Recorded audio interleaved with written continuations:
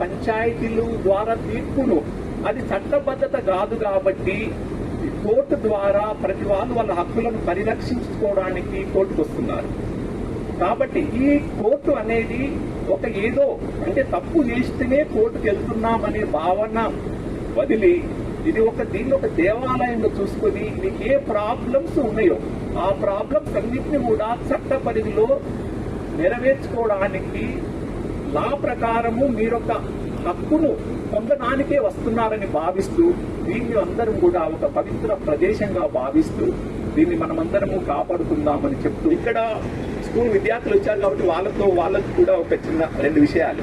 ఇక్కడ మీకున్న sub collector గారు, ఆర్డీఓ గారు ఐఏఎస్ క్యాడర్, మీరందరూ కూడా ఆమెను దృష్టిలో పెట్టుకొని ఆ విధంగా కష్టపడి చదువుకొని మంచి ఉన్నత స్థానానికి రావడానికి ప్రయత్నం చేయడం కోసమే మీరు ఇక్కడికి వచ్చిన వారిని చూసి ఇన్స్పిరేషన్ కావాలి. బాగా అందరికి ఉన్న వాళ్ళందరూ కూడా చాలా ఈ స్థాయికి రావడానికి ఎన్నో కష్ట సుఖాలు ఉంటుంది. ఫోన్ వాడకము తగ్గించి టైం చాలా ఫోన్ల ద్వారా కన్జ్యూమ్ అవుతుంది కాబట్టి ఫోన్ వాడకము తగ్గించి మంచిగా చదువుకొని భవిష్యత్తులో మంచి